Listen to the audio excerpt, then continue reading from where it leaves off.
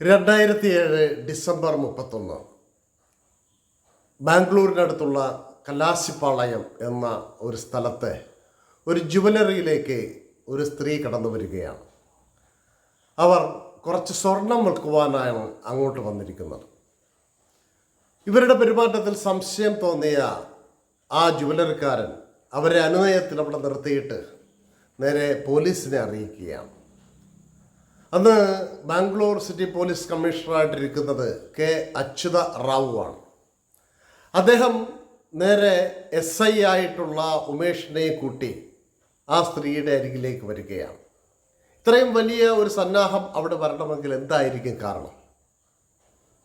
ആ അന്വേഷണം ചെന്ന് നിൽക്കുന്നത് നിരപരാധികളായ 6 പേരുടെ കൊലപാതകത്തിൻ്റെ ചുരുളഴിക്കുന്ന രീതിയിലായിരുന്നു.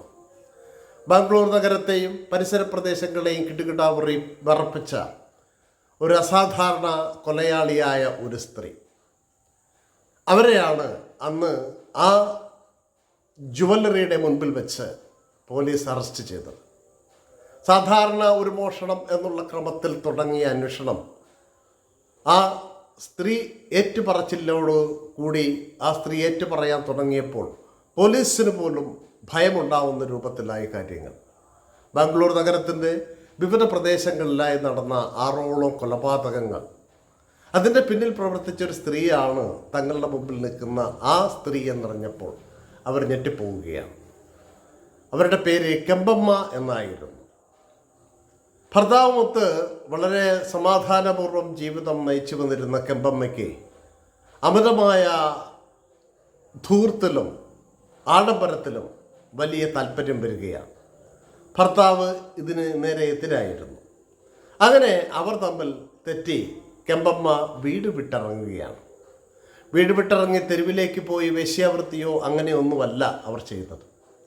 അവർ പല പല വീടുകളിലായിട്ട് അടുക്കളപ്പണികൾ ചെയ്തു.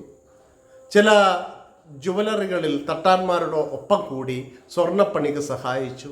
അങ്ങനെ പല പല രൂപത്തിൽ അവർ ജോലികളിൽ ഏർപ്പെട്ടു. അങ്ങനെ ജോലികളിൽ ഏർപ്പെട്ടതിൻ്റെ കൂട്ടത്തിൽ ഒരു ജോലിയാണ് സ്വർണ്ണപ്പണിക്കാരനെ സഹായിക്കുക.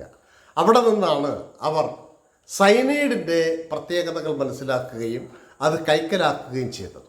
ഇതിനെ തുടർന്ന് അവർ കൊലപാതകങ്ങളുടെ ഒരു പരമ്പര തന്നെ തീർത്തു. 1999 ഒക്ടോബർ 19 കർണാടകയിലെ ഹോസ്കർഗ് എന്ന് പറയുന്ന സ്ഥലം, അവിടുത്തെ ഒരു ക്ഷേത്രത്തിൽ ഒരു പെൺകുട്ടി മരിച്ചു കിടക്കുന്നു. പെൺകുട്ടി എന്ന് പറഞ്ഞാൽ അത്ര ചെറിയ പെൺകുട്ടിയല്ല, ഒരു വീട്ടമ്മ മരിച്ചു കിടക്കുകയാണ്. പോലീസ് വന്ന് പരിശോധിച്ചപ്പോൾ കാണാൻ കഴിഞ്ഞത് ആ സ്ത്രീ സൈനൈഡ് കഴിച്ചാണ് മരിച്ചത്. അമ്പലത്തിൽ വന്ന് സൈനൈഡ് കഴിച്ച് മരിക്കുന്ന ആ സ്ത്രീ. അപ്പോൾ ആളുകൾക്ക് ആദ്യം കൗതുകം തോന്നി. പിന്നീട് ആ പോസ്റ്റ്മോർട്ടം റിപ്പോർട്ടും ഫോറൻസിക് സർജൻ്റെയൊക്കെ റിപ്പോർട്ട് കിട്ടിയപ്പോൾ സൈനൈഡ് കഴിച്ചാണ് അല്ലെങ്കിൽ സൈനൈഡ് കുടിച്ചാണ് ആ സ്ത്രീ മരിച്ചത് എന്നറിയാൻ കഴിഞ്ഞു. അത് അങ്ങ് അന്വേഷണം എവിടെയും എത്താതെ അങ്ങനെ പോയി. അങ്ങനെ പോകുന്ന ആ സ്ഥലം അല്ലെങ്കിൽ ആ അന്വേഷണം എങ്ങും എത്താതെ പോകുന്നതിനിടയ്ക്ക് അന്ന് മരിച്ച സ്ത്രീ മമത രാജ് എന്ന് പറയുന്ന ഒരു സ്ത്രീയായിരുന്നു. അവരുടെ പ്രത്യേകത എന്തായിരുന്നു എന്ന് കെമ്പമ്മ പറഞ്ഞപ്പോഴാണ് പോലീസ് മനസ്സിലാക്കുന്നത് താനായിരുന്നു അന്ന് ആ കൊലപാതകം നടത്തിയത്. സൈനൈഡ് മല്ലിക എന്ന പേരിൽ പിന്നീട് അറിയപ്പെട്ട ഈ കെമ്പമ്മ എന്ന് പറയുന്ന കഥാപാത്രം അല്ലെങ്കിൽ ആ സ്ത്രീ നടത്തിയ കൊലപാതക പരമ്പരകളെക്കുറിച്ച് അവർ തന്നെ പറയുന്നു. ഭർത്താവുമായി വീട് വിട്ടിറങ്ങിയതിന് ശേഷം ക്ഷേത്രങ്ങളിലാണ് ഇവർ കൂടുതൽ സമയവും ചെലവഴിച്ചത്. ക്ഷേത്രങ്ങളിൽ പല പല മനോദുഃഖങ്ങളുമായിട്ട് വരുന്ന ആളുകളെ കാണുകയും അവർക്കൊക്കെ ഓരോരോ കാരണങ്ങളുണ്ടെന്ന് തിരിച്ചറിയുകയും അവർ തന്നെ സ്ത്രീകളായ ആളുകളെ ഇവർ നോട്ടമിടുകയും ചെയ്തു. എന്നിട്ട് അവരോടൊപ്പം ചേർന്നിട്ട് അവർക്ക് വേണ്ടുന്ന സഹായങ്ങളും മറ്റു ചെയ്യാം എന്ന് പറഞ്ഞ് അവരെ കൂട്ടുകയാണ്. താനൊരു ഭക്തയാണെന്നും തനിക്ക് അത്ഭുതപരമായ കഴിവുകളുണ്ടെന്നും തനിക്ക് പ്രാർത്ഥനയിൽ വലിയ അത്ഭുതങ്ങൾ കാണിക്കാൻ കഴിയുമെന്നും നിങ്ങളുടെ ആഗ്രഹങ്ങൾ എന്താണെങ്കിലും അത് സാധിച്ചു തരുവാൻ എനിക്ക് കഴിയുമെന്ന് പറഞ്ഞ് സൈന്ധവ പൂജ എന്ന ഒരു പൂജയ്ക്ക് ഈ സ്ത്രീകളെ അവർ തയ്യാറാക്കുകയാണ്. അപ്പോൾ ഈ മമത എന്ന് പറയുന്ന സ്ത്രീ കുട്ടികളില്ലാത്തതിനാൽ വിഷാദിച്ചിരിക്കുകയായിരുന്നു. അപ്പോൾ ആ കുട്ടികളില്ലാത്ത സ്ത്രീയോട് അടുത്തിട്ട് കെമ്പമ്മ പറഞ്ഞു, ഈ പൂജ ഒരു പ്രത്യേകതരം പൂജയാണ്. സർവാഭരണ സർവാഭരണങ്ങൾ അണിഞ്ഞ് വിഭൂഷിതയായി ആഭരണങ്ങളുടെ ഒരു ആഭരണങ്ങളെല്ലാം ശരീരത്തിൽ ധരിച്ച് ഒരു സുന്ദരിയായ നവോഢയെ പോലെ അണിഞ്ഞൊരുങ്ങി വേണം ഈ പൂജയ്ക്ക് വരാൻ. എന്നാലേ ദേവിയുടെ പ്രസാദം ലഭിക്കുകയാണ്. ഇത് കേട്ടാണ് ആ ക്ഷേത്രമുറ്റത്തേക്ക് 1999 ഒക്ടോബർ 19 ആ സ്ത്രീ കടന്നു വരുന്നത്. ഹോസ്കോട്ട എന്ന കർണാടകത്തിലെ സ്ഥലത്ത് അവിടെ വെച്ചാണ് അവർ ആദ്യം ആ കൊലപാതകത്തിൻ്റെ ഒന്നാം കൊലപാതകം നടക്കുന്നത്. അതിനുശേഷം രണ്ടാമത് ഒരു കൊലപാതകം നടക്കുന്നത് എലിസബത്ത് എന്ന് പറയുന്ന ഒരു സ്ത്രീയാണ്. എലിസബത്തിനെയും ഒരു ക്ഷേത്രമുറ്റത്താണ് മരിച്ചു കിടക്കുന്നതായിട്ട് കണ്ടത്. എന്താണ് അവിടെ സംഭവിച്ചെന്ന് കെമ്പമ്മ പറയുന്നു. എലിസബത്തിൻ്റെ പേരക്കുട്ടിയെ കാണാനില്ല. ആ പേരക്കുട്ടിയെ അന്വേഷിച്ച് പല വഴിക്കും നടന്നു. അങ്ങനെ ദൈവവിശ്വാസിയായ എലിസബത്ത് വന്ന് പെടുകയാണ് കെമ്പമ്മയുടെ അരികിൽ. കെമ്പമ്മ പറഞ്ഞു, എന്തിനാണ് ഭയക്കുന്നത്? നിങ്ങളുടെ പേരക്കുട്ടിയെ ഞാൻ കണ്ടെത്തിത്തരാം. അതിന് ചില പൂജകളുണ്ട്. ആ പൂജയ്ക്ക് സർവാഭരണങ്ങൾ അണിഞ്ഞ് എൻ്റെ മുമ്പിൽ വരണം. അപ്പോൾ കെമ്പമ്മ ഓരോ കൊലപാതകത്തിനും തിരഞ്ഞെടുക്കുന്ന ക്ഷേത്രങ്ങൾ ഒരേ ക്ഷേത്രങ്ങളായിരുന്നില്ല. അപ്പം അതുകൊണ്ട് തന്നെ ഒരു ക്ഷേത്രത്തിൽ നിന്ന് വളരെയധികം ദൂരെയായ മറ്റൊരു ക്ഷേത്രത്തിലായിരിക്കും അടുത്ത ഇരയെ കാത്തിരിക്കുന്നത്. അങ്ങനെ രണ്ടാമത് എലിസബത്ത് എന്ന് പറയുന്ന സ്ത്രീയെ മറ്റൊരു ക്ഷേത്രത്തിൽ വെച്ച് പൂജാ കർമ്മങ്ങളൊക്കെ ചെയ്തു. അതിനുശേഷം നിർബന്ധപൂർവം താൻ കൊടുത്ത വെള്ളം കുടിപ്പിക്കുകയാണ്. ആ വെള്ളത്തിൽ സൈനൈഡിൻ്റെ അംശമുണ്ടായിരുന്നു. അങ്ങനെ സൈനൈഡ് കഴിച്ച ആ സ്ത്രീയും മരിച്ചു. അവിടെ നിന്ന് ശവം അവിടെ ഉപേക്ഷിച്ചിട്ട് ആഭരണങ്ങൾ മുഴുവൻ എടുത്തുകൊണ്ട് അടുത്ത ദിക്കിലേക്ക് പോകുകയാണ്. അങ്ങനെ 2007 വരെ 2010 വരെ എന്ന് പറയാം. 2007-നും 2010-നും ഇടയിൽ ഏകദേശം 6ഓളം കൊലപാതകങ്ങൾ ഈ സ്ത്രീ നടത്തുകയാണ്. മൂന്നാമത് ഒരു കൊലപാതകം നടക്കുന്നത് 2006 ഡിസംബർ 29-നാണ്. രേണുക എന്ന് പറയുന്ന ഒരു സ്ത്രീയാണ് അവിടെ കൊല്ലപ്പെട്ടത്. രേണുകയുടെ ഭർത്താവ് ഗൾഫിലാണ്. ഇപ്പം രേണുകയുടെ വീട്ടിൽ ജോലിക്കാരിയായിട്ട് പോയി രേണുകയുടെ സമ്പത്തിനെക്കുറിച്ചും രേണുകയെക്കുറിച്ചുമൊക്കെ അറിഞ്ഞിട്ട് രേണുകയും പ്രീതിക്കും വേണ്ടിയും അതോടൊപ്പം തന്നെ കുട്ടികൾ ഉണ്ടാവാൻ വേണ്ടി ആഗ്രഹിച്ചിരിക്കുന്ന സ്ത്രീയായിരുന്നു.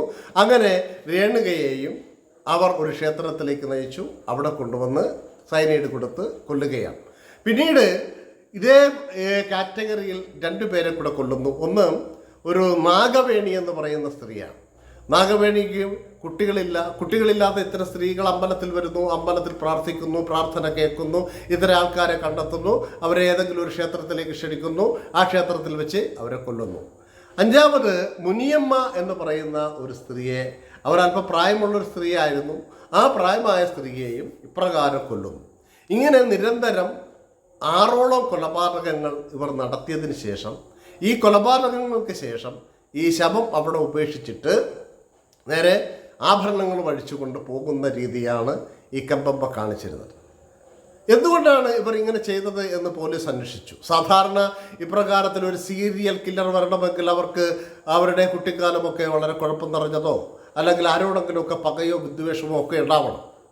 പക്ഷേ കെമ്പമ്മയെ സംബന്ധിച്ചിടത്തോളം അങ്ങനെ ഒന്നുമില്ലായിരുന്നു. ഭർത്താവിൽ നിന്നകന്ന് അല്പം ധൂർത്ത് കാണിക്കുവാൻ വേണ്ടി മാത്രം പോകുന്ന സ്ത്രീ നിരപരാധികളായ സ്ത്രീകളെ കൊന്നിട്ട് ആരും അറിയാതെ അവിടുന്ന് സ്ഥലം വിടുക, എന്നിട്ട് വേറൊരു ക്ഷേത്രമുറ്റത്ത് ചെല്ലുക, ആ ക്ഷേത്രത്തിൽ അവിടെ വരുന്ന സ്ത്രീകളെ സ്വാധീനിക്കുക, അങ്ങനെ അവരെയും കൊല്ലുക. ഇപ്രകാരം കൊന്നിട്ട് ഒരു വിദഗ്ധയായ കൊലയാളിയൊന്നും ആയിരുന്നില്ല കെമ്പമ്മ.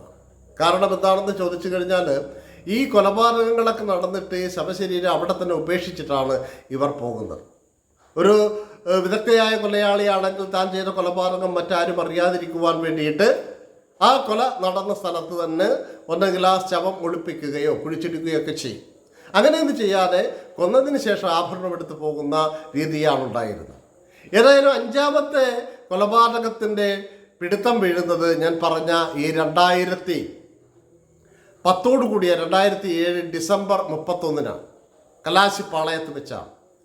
ആ കൊലപാതകത്തിൻ്റെ വിചാരണ നടക്കുമ്പോൾ, അതായത് മുനിയമ്മ എന്ന് പറയുന്ന സ്ത്രീയെ കൊന്നതിൻ്റെ അനന്തരഫലമായിട്ടുള്ള വിചാരണയിലാണ് കൂടുതൽ തെളിവുകൾ ലഭിക്കുകയും ഫോറൻസിക്കിൻ്റെയും പോലീസ് സർജൻ്റെയും ഒക്കെ മൊഴികളൊക്കെ ഇവർക്ക് എതിരായിട്ട് വരികയും ഇവരോട് പോലീസ് സർജനായിട്ടുള്ള ആൾ ചോദിക്കുന്നുണ്ട്, അതോടൊപ്പം തന്നെ കെ അച്യുതറാവു എന്ന കമ്മീഷണർ ചോദിക്കുന്നു, നിങ്ങൾക്ക് എവിടുന്നാണ് ഇതിനുള്ള ധൈര്യം കിട്ടിയത് എന്ന് ചോദിച്ചപ്പോൾ കെമ്പമ്മ ചിരിയോടുകൂടി പറഞ്ഞു, എല്ലാം ഭക്തിമയമാണ് എന്ന് പറഞ്ഞു.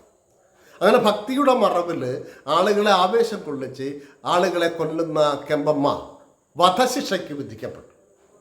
വധശിക്ഷയ്ക്ക് വിധിക്കപ്പെട്ടു എന്ന് പറഞ്ഞാൽ 5 പേരെ കൊന്നതിൻ്റെ കൃത്യമായ തെളിവുകൾ അവർ തന്നെ പറഞ്ഞു കൊടുത്തു. അങ്ങനെ വധശിക്ഷയ്ക്ക് കർണാടകയിൽ ആദ്യമായിട്ടൊരു സ്ത്രീയെ വധശിക്ഷയ്ക്ക് വിധിക്കപ്പെടുന്നത് ഈ കെമ്പമ്മയായിരുന്നു. പിന്നീട് ഇവർ ജയിലിൽ കിടക്കുകയും ജയിൽവാസം ധാരാളമായിട്ട് അനുഭവിക്കുകയും സൈനൈഡ് മല്ലിക എന്ന പേരിൽ ഇവരറിയപ്പെടുകയും ചെയ്തു.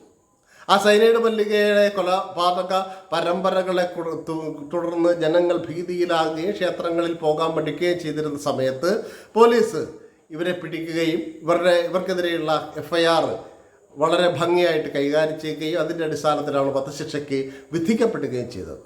എന്നാൽ ഇവരെ തൂക്കിക്കൊന്നില്ല. അവരുടെ ചില കാര്യങ്ങളിലെ തെളിവുകളുടെ അഭാവത്തിൽ ഇവരുടെ വധശിക്ഷ ഇളവ് നൽകുകയും ജീവപര്യന്തം തടവിന് ശിക്ഷിക്കുകയും ചെയ്യുകയാണ് ചെയ്തത്. ഏതായാലും ബാംഗ്ലൂർ നഗരത്തെയും ആ പരിസര പ്രദേശങ്ങളെയും കൊലപാതക പരമ്പരകളിലൂടെ ഭയപ്പെടുത്തിയ ആ കെമ്പമ്മ എന്ന സൈനൈഡ് മല്ലികയെ പിടിച്ചതോടുകൂടിയാണ് അവർക്ക് ബാംഗ്ലൂർ നഗരവാസികൾക്കും പരിസരവാസികൾക്കും ഒക്കെ ഭയത്തിൽ നിന്നും മോചനം കിട്ടുന്നത്.